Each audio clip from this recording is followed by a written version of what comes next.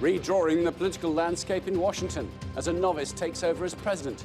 Redrawing relationships in Europe as the UK and EU move ahead with their divorce. And redrawing maps in the Middle East where bitter territorial battles continue. In this special edition of Insight, we'll take a look at some of the biggest stories set to change the world in 2017. I'm Martin Stanford. Welcome to our look at the year ahead.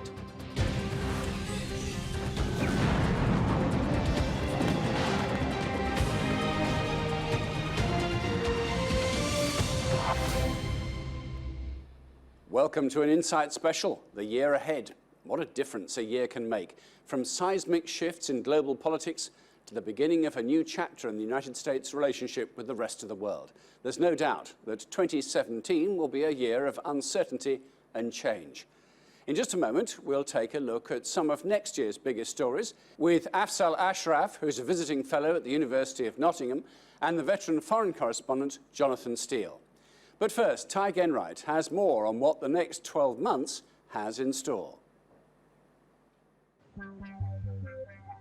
2017 will be the year when President Trump has to prove himself as a credible leader of the world's leading superpower. He'll move into the White House and start the job for real in late January, and is scheduled to deliver his first State of the Union address a few weeks later. Attention will focus on his first 100 days' work and what impact it will have on citizens at home and citizens of the world. One thing almost certain to improve will be his working relationship with Russia. At a personal level, Donald Trump has more in common with Vladimir Putin. He's expected to offer the Russian leader the respect that he craves. And when it comes to politics, Trump has suggested he'd like to work with, rather than against, Putin's ally in Syria, President Bashar al-Assad, to end the civil war. That would be at odds with US policy of the past that sought to remove him. But who can tell at this stage what the new, unpredictable president will actually do? The democratic world has a common enemy in the form of Daesh, and as the terror group is squeezed out of its stronghold, its enemy states are on guard for more attacks on their home soil. Donald Trump criticized the assault to retake the Iraqi city of Mosul because the allies behind the planned assault didn't keep it a secret. The president-elect says he's got a plan to defeat Daesh for good. So far, he's kept it very close to his chest. Those who don't like Trump's brand of politics are nervously awaiting a series of elections in Europe, where populist candidates are more poised than ever to take office. In France, scene of some of the bloodiest Daesh attacks of last year, could Marine Le Pen of the Front National become its first woman president? Can Germany's Angela Merkel hold on to power as she seeks a fourth term? And could elections in the Netherlands and Denmark offer more hope to the Eurosceptics who are eager to tear the EU apart? Because 2017 is also the year when the UK's resolve to quit the EU will really be put to the test. The Prime Minister has promised to formally notify Brussels of the intention to leave by the end of March, starting a 2-year process of negotiation. But she has more political and legal hurdles to overcome first. European leaders have warned that access to the single market and freedom of movement go hand in hand, and one cannot continue without the other. Former Prime Ministers Tony Blair and John Major have come out of the shadows to champion the argument that another referendum should be held once the terms and conditions of Brexit are known. 2017 should give an indication of whether Brexit means Brexit at all. Ty Genwright reporting for Insight. First, it was the referendum that stunned a nation and the world. On June 23rd, against all the pollsters' predictions, the UK voted to end its 43-year economic union with Europe and leave the EU. The narrow yes vote has left a country divided, and now with Scotland threatening a second independence referendum, Brexit could lead to the United Kingdom breaking up altogether. In 2017, Britain's Prime Minister Theresa May will trigger Article 50 of the Lisbon Treaty to begin the 2-year process of leaving the Union. There will be no unnecessary delays in invoking Article 50. We will invoke it when we are ready, and we will be ready soon. We will invoke Article 50 no later than the end of March next year. Well, joining us on our Insight special, The Year Ahead, Afzal Ashraf, who's a visiting fellow at the University of Nottingham. Also with us today is the veteran foreign correspondent and author, Jonathan Steele. Jonathan, this process is going to start in 2017. It's going to see a long way till the end of it, though, I suspect. Well, it's meant to be a two-year process, but I mean, the EU has a long history of delaying deadlines and stopping the clock. Whether you can stop the clock for several months is a bit uncertain, but it might drag on, in other words, longer than 2 years. And the actual process it's going to go through, well, we can only guess, can't we? Because both sides, with some exceptions, are being pretty secretive about what they want to get out of this. Well, they have to be secretive. What we're talking about is the relationship, which is going to be primarily economic. And any business deal, you can't afford to show your hand.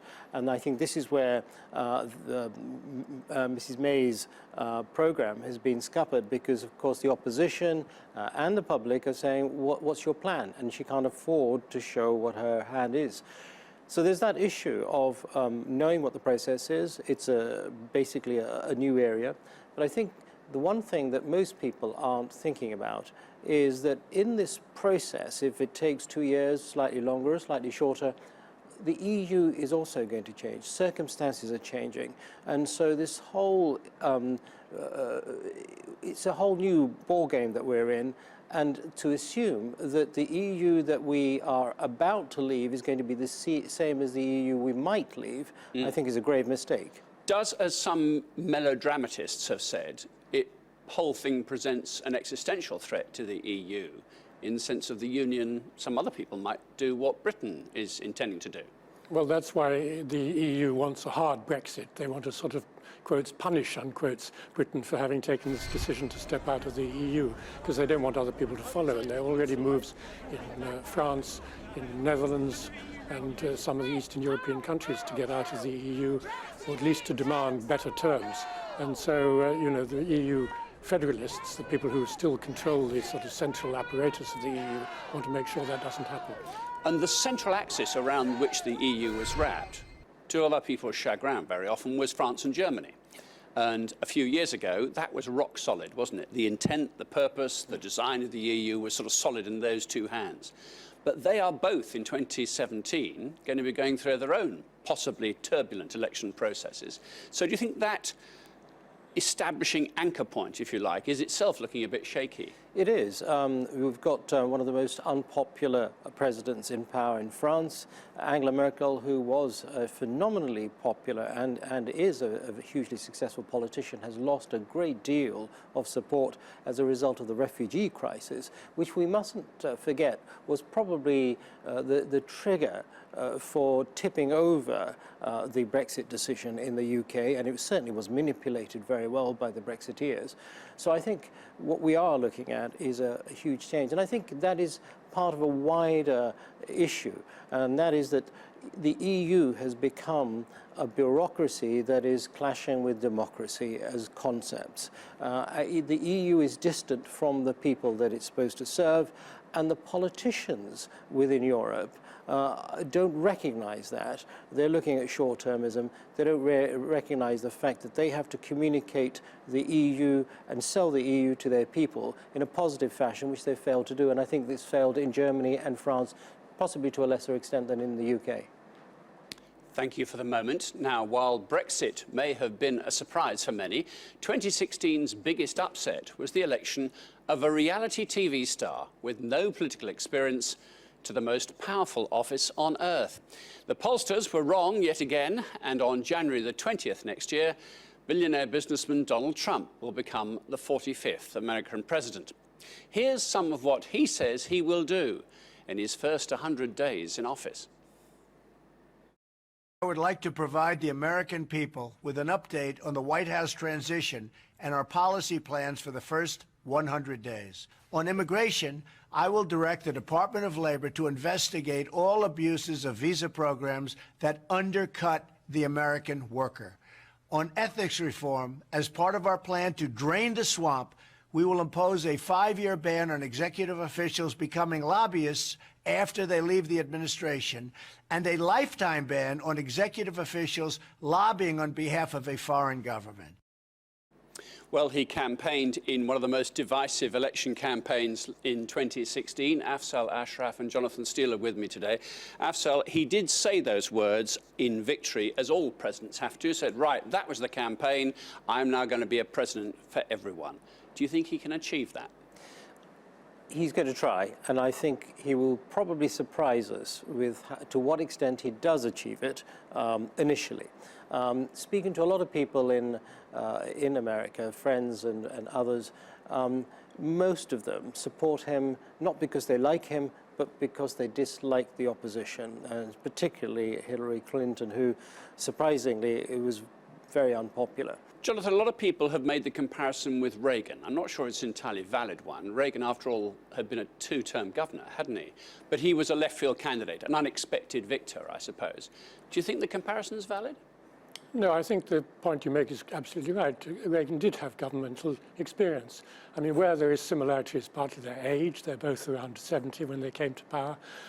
They both seem to be kind of slightly idle people, you know, who like the golf course and like messing about. So he may take long naps or siestas or long weekends and spend time away from the White House. So there is a similarity there. I think I would slightly disagree with what Afzal has just said about whether he can get things done, because unlike Obama, he's going to have the Republican Congress in his favor and both the Senate and the House of Representatives, so he's not going to face this deadlock and gridlock, well, in which theory, Obama in his favor, faced. Jonathan? Sorry? In theory, in his favor, maybe not in practice. Well, do you think there will be some dispute at the top of the Republican Party about how much to collaborate? Well, they're already getting on board as fast as they can. I mean, they were... You think protests will evaporate? I think, you know, the smell of power is always very elusive, seductive, and I think they're coming on board already. No, I think he will have an easy time on that. But I think it's interesting that from the clips we've just seen of what he's going to do in his first 100 days, he's already not mentioning the wall that he was going to build along the border with Mexico, which the Mexicans were supposed to pay for. He talks about closing loopholes and so on. Well, that's, you know, minor tinkling stuff. It's not dramatic. And he's also not talking about blocking Muslims from coming in, some of the more fiery things he said during the campaign. And do you think, Afzal, all politicians will buy into this idea, which appears evident from the result, that voters are dissatisfied with an apparent disconnect between their needs, their aspirations, and the circus, as they see it, in Washington? And will we see some kind of collaboration, perhaps across party divides, to make politics more relevant to everyone? Well, I think the need for collaboration evaporates, as Jonathan has said, and it's a very good point, that he has both houses, or certainly the Republicans have both houses.